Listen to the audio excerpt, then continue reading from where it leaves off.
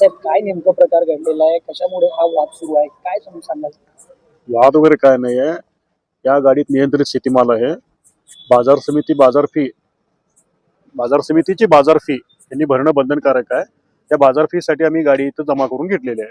त्यांनी बाजार फी ऑफिसला जमा केली, जे काही नियमाने आहे, कायद्याने नियमाने ती आकारणी केली, आम्ही गाडी वाहन सोडून देतो. काय अडचण नाही बाकीचं. हा जे तुम्ही नियमात बसताय का नाही बसताय जे तुम्ही सांगायला लागले, हे बाजारपेठेत झालेलं आहे का बाजारपेठेच्या बाहेर झालेलं आहे? आता गाडी आम्ही हायवेवरनं घेऊन आणलेली आहे.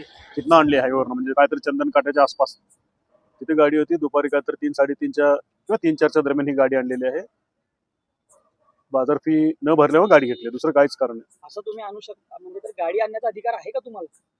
आता तुम्हाला एक सांगतो साहेब, आमचे अधिकार जे असेल तुम्हाला सकाळी ऑफिसला या सोमवारी तुम्हाला पूर्ण त्याची माहिती मिळेल. सचिव साहेब म्हणा, आमचे जे प्रशासकीय अधिकारी आहेत त्यांनी तुम्हाला सविस्तर याबाबत माहिती देतील. साहेब अंदाजा किती एका म्हणजे तर क्विंटलला काय फी असती, म्हणजे तर नेमकं काय फीचं भानगड काय तुमचं करायचं? तुम्हाला ते सविस्तर रेट म्हणजे आमची बाजार फी कशा पद्धतीने आकारणी केली जाते, बाजार फी किती रुपयाने आकारणी केली जाते, ते सगळं तुम्हाला सोमवारी तुम्हाला ते कागदपत्र माहिती संबंधित कागद मिळतील तुम्हाला. हे गाडी जी आणलेली आहे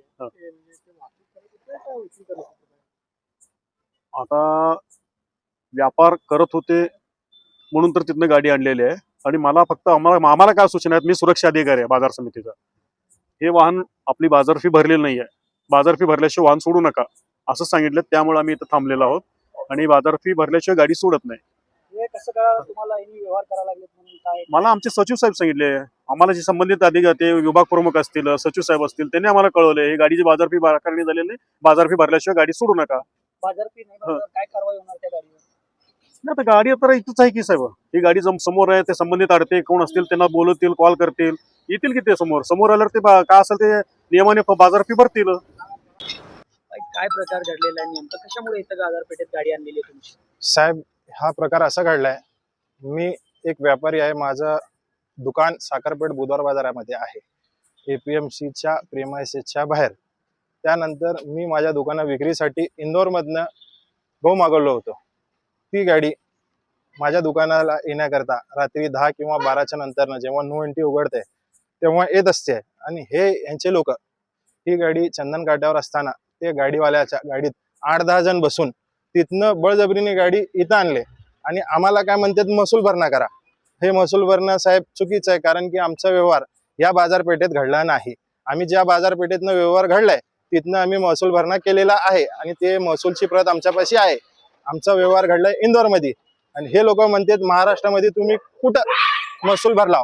साहेब, माझा प्रश्न असा आहे, इंदोर हा भारताच्या बाहेरचा राज्य आहे का?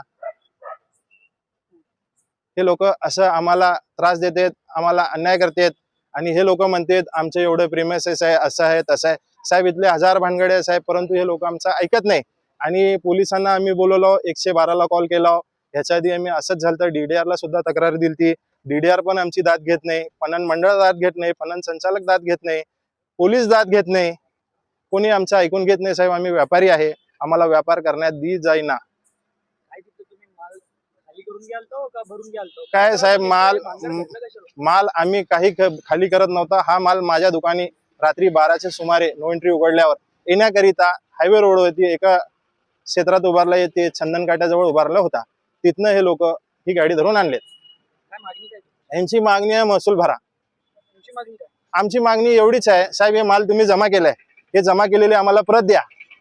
अन्यथा तुम्ही हे मागत आहे महसूल, कोणत्या नियमाने मागत आहे आम्हाला कळवा, नाहीतर आमच्यावर कारवाई करा. हे लोक कुणाचंही ऐकत नाही आणि ही गाडी जमा केलेली आम्हाला परत देत नाही. आमच्या गाडीचे जबाबदार कोण बाबा? हे आता पाऊस पडला, गाडीत माल भिगला, आमच्या गाडीत माल आहे लाखो रुपयाचं, हे नुकसान भरपाई कोण करणार?